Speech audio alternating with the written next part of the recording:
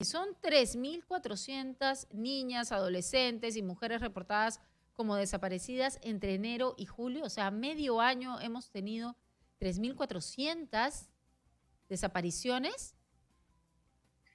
Mira, en realidad ese es el reporte de las notas de alerta que lanza la Policía Nacional del Perú. Las denuncias son mayores y esa es una responsabilidad del Ministerio del Interior. La Defensoría lo que hace es sistematizar las notas de alerta que son lanzadas para la búsqueda de personas y efectivamente de enero a julio tenemos que son 3.425 niñas, adolescentes y mujeres y de este número la mayor prevalencia ocurre entre niñas y adolescentes. Ya, pero entonces estas son alertas. Si sumamos las alertas a las denuncias, ¿a cuántas llegamos? Lo que pasa es que las denuncias generalmente están duplicando el número de alertas que se ¡Wow! lanzan. Y por eso la preocupación de la Defensoría de que en el Registro Nacional de Desaparición, el RENIPET, se pueda tener información certera de cuántas han aparecido y en qué condiciones para que la propia Policía Nacional del Perú se dedique, juntamente con los órganos de investigación, a la búsqueda de quienes sí están en esa situación de desaparición.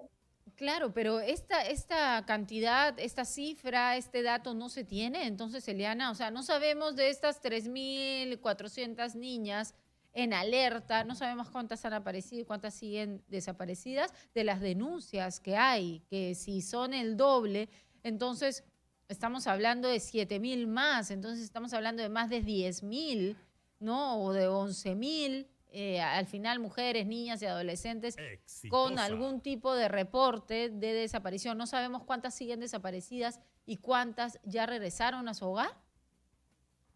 Así es, y un dato que releva o revela la situación que ha ocurrido en el 2020 es que se tuvo un promedio de 10.000 denuncias el año pasado y nosotros registramos 5.600 notas de alerta aproximadamente.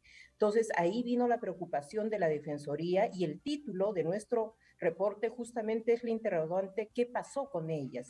Porque para diseñar políticas públicas de prevención, de atención, de una búsqueda inmediata, de ver qué está ocurriendo en el país, justamente necesitamos que ese registro dé esa información, cuántas ya han aparecido, en qué condiciones, si con vida, fallecidas, si han sido víctimas, como narrabas de este caso de la adolescente de 12 años, que son víctimas muchas veces de secuestro, las privan de libertad, son sometidas a otros delitos como la violencia sexual o las agresiones físicas, y esa es una información necesaria. Sí, pero por supuesto, o sea, la verdad, te soy sincera, yo no imaginé que no había una estadística, que no había una información de cuántas niñas, adolescentes, mujeres seguían desaparecidas o ya habían aparecido. Yo pensé que eso sí lo tenía y pensé además que eso estaba en el ministerio. No debería de estar esa información en el Ministerio de la Mujer y Poblaciones Vulnerables. No son ellos los encargados como que de converger toda la información que vienen de diferentes lugares?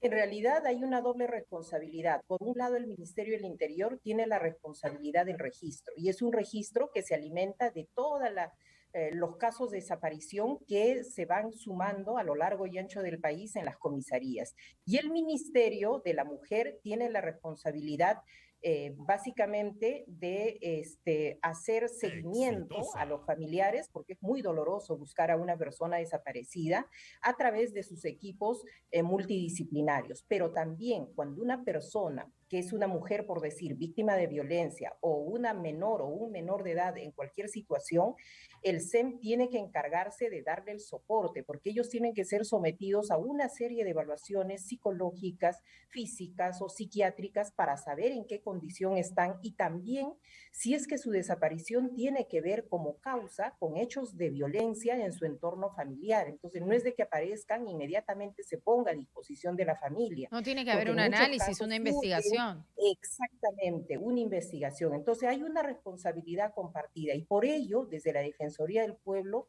nosotros hemos insistido en que la desaparición de mujeres y niñas sea una forma de violencia. Y esto tiene parámetros internacionales que están reconocidos y de los que el Perú es parte, ha firmado convenios y convenciones, solamente para decirte que, por ejemplo, en el caso de menores de edad, de niños, niñas y adolescentes, se han reportado 417 casos en el mes de julio, pero el 87% de estos reportes de desaparición son de niñas y adolescentes. Entonces, la prevalencia de este fenómeno, de este problema, de esta lacra social, tiene un impacto directo en las mujeres. Pero definitivamente también el problema es que cada vez pueden ir creciendo los motivos, pueden ir creciendo las razones. Por ejemplo, incluso con la tecnología, el que sean captadas a través de redes sociales, a través de chats, las hace vulnerables también. Entonces, no podemos centrarnos solamente en una causa, tenemos que, como tú dices, ver la desaparición ya como un tema para investigarse la causa, pero ya la desaparición tiene que tener un fundamento. Definitivamente, y una de las recomendaciones que hace la Defensoría del Pueblo es justamente por la complejidad de este problema, es que se hagan estudios criminológicos que nos puedan decir, por ejemplo, si en Lima en julio se ha reportado la desaparición por notas de alerta de 1.299 mujeres, de ellas 780 niñas, ¿dónde es esa prevalencia?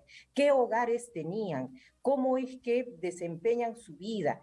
Por otro lado, a las familias, cuáles son los cuidados que hay que tener, la sociedad, los medios. O sea, es una tarea que nos compete a todos, pero para que ese sea un tema de centralidad en la agenda, lo que se necesita justamente es información fiable y que haya un compromiso mayor del Claro, pero es Estado y de toda la impresionante. sociedad en la búsqueda. Me parece impresionante que teniendo todos los mecanismos ahora para poder hacer este tipo de investigaciones, no se esté haciendo desde el Ministerio de la Mujer y Poblaciones Vulnerables, teniendo en cuenta lo que tú misma nos estás diciendo, Eliana, que la mayor cantidad son niñas y adolescentes, mujeres, las que están siendo víctimas de desaparición. Si esto está funcionando así, ¿por qué el Ministerio de la Mujer y Poblaciones Vulnerables no tiene una oficina especial trabajando esta información? O sea, ¿por qué no se está desarrollando una estadística con valores no solamente cuantitativos, sino cualitativos también sobre esto? ¿Por qué están desapareciendo tantas niñas? ¿Aparecen o no aparecen? ¿Cuáles son las motivaciones? ¿Están escapando por alguna cuestión de violencia en casa o están siendo secuestradas? ¿O la misma familia las está secuestrando? O sea, tenemos que tener una estadística y tenemos que saber las razones para poder enfrentar el problema, porque si no, esto va a seguir aumentando.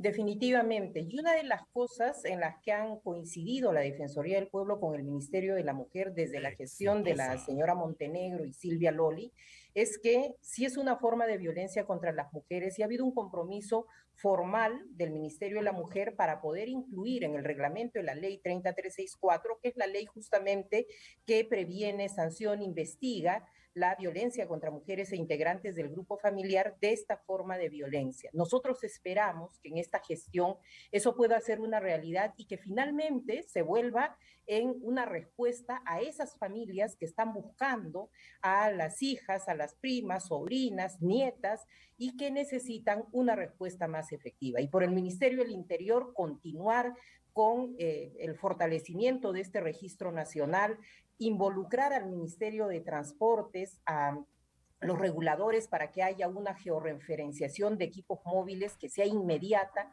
y que la búsqueda sea una necesidad en la que la debida diligencia estricta, es decir, echarse a buscar como que está con vida, privada de libertad y que es una prioridad, sea el eje de la investigación para estas mujeres. Hay que recordar también, Giovanna, que en el año 2020, de 138 feminicidios, en un 24% previamente se denunció la desaparición de estas mujeres.